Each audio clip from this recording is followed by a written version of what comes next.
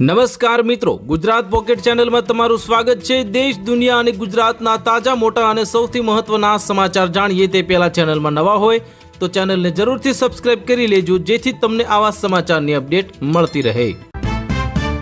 વસ્તી ગણતરીમાં જોડાતા શિક્ષકો માટે ₹2 કરોડના વીમા કવચની માંગ। શૈક્ષણિક સંઘે સરકાર સમક્ષ 13 મુદ્દાની રજૂઆત કરી।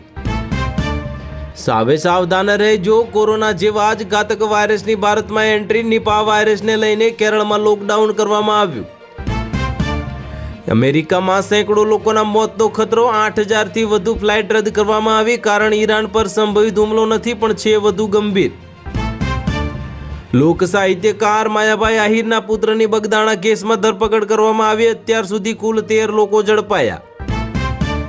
યશરાજસિંહ ગોહિલ આપઘાત કેસમાં મોટો વળાંક। પોલીસે શક્તિસિંહના ભત્રીજા સામે હત્યાનો ગુનો નોંધ્યો। ભારતે ખુલ્લેઆમ ઈરાનને યુએનમાં આ મુદ્દે આપ્યું સમર્થન। પાકિસ્તાનનો પણ સપોર્ટ। હવે તો પશ્ચિમી દેશો સ્તબ્ધ થઈ ગયા। શ્રીલંકાએ પણ હાથ ખંખેર્યા। બાંગ્લાદેશે મેચોનું આયોજન કરવાનો ઇનકાર કર્યો। ઇન્ટરનેટ પર મીમ્સ છવાઈ ગયા। યુએનમાં ઈરાનનો સાથ આપીને ભારતે દુનિયાને ચોંકાવી। પશ્ચિમી દેશોના પ્રસ્તાવ પર ફેરવ્યું પાણી। બગદાણાના સેવક નવનીત બાલદિયા પર હુમલાના કેસમાં પોલીસે આરોપી જયરાજસિંહની કરી ધરપકડ। બાંગ્લાદેશ નહીં રમે તો અમે પણ નહીં રમીએ, પાકિસ્તાનના મોહસિન નકવીનું મોટું નિવેદન। વર્લ્ડ કપ પર મંડરાયું સંકટ। ગાંધીનગરમાં અલ્પેશ ઠાકોર અને અલ્પેશ ઠાકોરની સેના દ્વારા 26 જાન્યુઆરીની રાત્રે અભ્યુદય કાર્યક્રમનું આયોજન કરી અને સમાજ જાગૃતિનું મોટું અભિયાન છેડાયું। અમરેલી કલેક્ટરની કચેરીને બોમ્બથી ઉડાવી દેવાની ધમકી મળતા પોલીસ તંત્ર એલર્ટ મોડ પર આવી ગયું અને તપાસનો ધમધમાટ શરૂ કર્યો।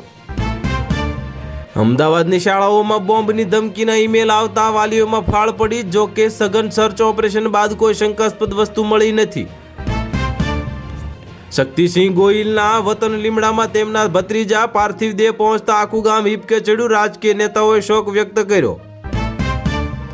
ગુજરાત હાઈકોર્ટે અમદાવાદની વીએસ હોસ્પિટલના નવીકરણ માટે હવે મંજૂરી આપી। હવે વોર્ડ નંબર 1 થી 6 નું કામ ઝડપી કરાશે। રાજ્યમાં આગામી સ્થાનિક સ્વરાજ્યની ચૂંટણીઓને ધ્યાનમાં રાખી અને તમામ રાજકીય પક્ષોને મતદારોને રીઝવવા માટેના કાર્યક્રમો અત્યારથી જ તેજ બનાવી દીધા।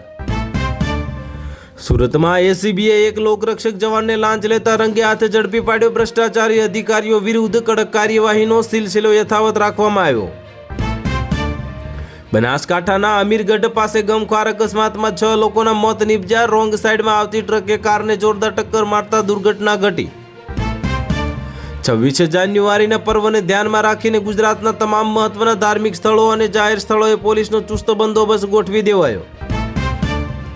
ગાંધીનગરમાં યોજાયેલા રાજ્ય કક્ષાના કાર્યક્રમમાં મુખ્યમંત્રીએ ગુજરાતના વિકાસ માટે નવી નીતિઓની જાહેરાત કરી અને યુવાનોને પ્રોત્સાહન પૂરું પાડ્યું।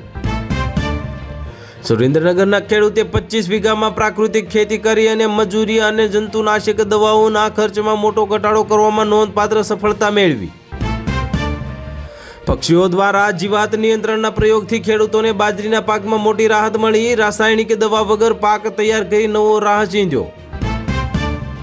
ગીર સોમનાથમાં રોજાણમાં જ વીજ શોર્ટ સર્કિટના કારણે શેરડીના તૈયાર પાકમાં આગ લાગતા ખેડૂતને લાખો રૂપિયાનું નુકસાન વેઠવાનો વારો આવ્યો। સરકાર આગામી બજેટમાં કિસાન સન્માન નિધિની રકમમાં ₹3000નો વધારો કરી શકે છે તેવી ચર્ચાઓએ ખેડૂતોમાં ભારે આશા જગાવી। નર્મદા જિલ્લાના સાગબારાના ખેડૂત શંકરભાઈએ 1 એકરમાં જ મિશ્ર ખેતીનું મોડેલ બનાવી લાખોની કમાણી કરી આત્મનિર્ભરતાનું ઉત્તમ ઉદાહરણ પૂરું પાડ્યું। કપાસના પાકમાં ગુલાબી ઈયળના આતંકને રોકવા માટે કૃષિ વૈજ્ઞાનિકોએ ખેડૂતોને ફેરામોન ટ્રેપ અને દેશી ઉપચારો અપનાવવા ખાસ સલાહ આપી। પશુપાલકો માટે હવે દૂધના ખરીદ ભાવમાં વધારો થવાની શક્યતા। સહકારી મંડળીઓ દ્વારા પશુ આહારમાં સબસિડી આપવાની પણ નવી યોજના વિચારાઈ રહી છે। ખેતીમાં એઆઈ ટેકનોલોજીના ઉપયોગથી સ્માર્ટ ફાર્મિંગને પ્રોત્સાહન આપવામાં આવશે, જેનાથી સિંચાઈ અને ખાતરનું વ્યવસ્થાપન હવે વધુ સરળ બનશે। રાજ્યના માર્કેટયાર્ડમાં નવા એરંડાની આવક શરૂ થઈ। ભાવ 1280 થી 1350 સુધી બોલાતા ખેડૂતોમાં મિશ્ર પ્રતિસાદ જોવા મળ્યો। સરકાર દ્વારા સિંચાઈ માટે સૌની યોજનાના કામો ઝડપી બનાવી। ઉનાળુ પાક માટે પૂરતું પાણી આપવાની તૈયારી અને ખાતરી પણ ખાતરની ખેડૂતોને આપવામાં આવી। જીરાના પાકને નીંદણ મુક્ત રાખવાથી હેક્ટર દીઠ ઉત્પાદનમાં 20% સુધીનો વધારો થઈ શકે તેવી કૃષિ નિષ્ણાંતોએ નવી માર્ગદર્શિકા બહાર પાડી. વરિયાળીના પાકમાં રોગ અને જીવાતથી બચવા માટે ખેડૂતોએ સમયસર સાવચેતીના પગલાં લેવા અનિવાર્ય, નહીતર ઉત્પાદન પર માઠી અસર પડશે. હવામાન વિભાગની આગાહી મુજબ જાન્યુઆરીના અંતિમ સપ્તાહમાં ગુજરાતમાં રેકોર્ડ બ્રેક ઠંડી પડશે. ઉત્તર ગુજરાતમાં પારો વધુ ગગડવાની સંભાવના. કચ્છના ખારેક પકવતા ખેડૂતોએ હવે મૂલ્યવર્ધક કરી વિદેશી બજારમાં પોતાની ઉપજ મોકલવાની તૈયારીઓ શરૂ કરી અને જેનાથી આવક બમણી થશે. રાજ્યના દરિયાકાંઠા વિસ્તારોમાં હળવા માવઠાની શક્યતા જોતા રવિ પાક પકવતા ખેડૂતોને સાવધ રહેવા હવામાન નિષ્ણાંત પરેશ ગોસ્વામીએ સૂચના આપી. ડુંગળીના ભાવમાં માર્કેટ યાર્ડમાં તેજી જોવા મળી રહી છે અને સરેરાશ મણના ભાવ 500 થી 800 રૂપિયા સુધી પહોંચતા ખેડૂતો ખુશખુશાલ. બાગાયતી ખેતીનો પાકો જેવા કે ચીકુ અને પપૈયાના નવતર પ્રયોગો કરી ખેડૂતોએ પરંપરાગત ખેતીના બદલે વધુ નફો આપતી હવે ખેતી તરફ વળ્યા. ગુજરાતમાં આજે 22 કેરેટ સોનાનો ભાવ અંદાજે 1,45,000 રૂપિયા પ્રતિ 10 ગ્રામની આસપાસ રહ્યો. બજાર ભાવમાં સામાન્ય ઘટાડો નોંધાયો. ચાંદીના ભાવમાં કિલોએ મોટો ઘટાડો જોવા મળ્યો. આજે ચાંદીનો ભાવ અંદાજે 2,81,000 રૂપિયા પ્રતિ કિલોની સપાટી પર સ્થિર રહ્યો. અમદાવાદમાં આજે પેટ્રોલનો ભાવ લીટર દીઠ 94.68 રૂપિયા, જ્યારે ડીઝલનો ભાવ લીટર દીઠ 90.63 રૂપિયાની આસપાસ જોવા મળ્યો. રાજકોટના પેટ્રોલના ભાવ જાણી લઈએ તો ભાવમાં સામાન્ય વધારા સાથે લીટર દીઠ 94.35 રૂપિયા ભાવ રહ્યો. ઈંધણના ભાવમાં સતત થતા ફેરફારથી મધ્યમ વર્ગ પરેશાન થયો.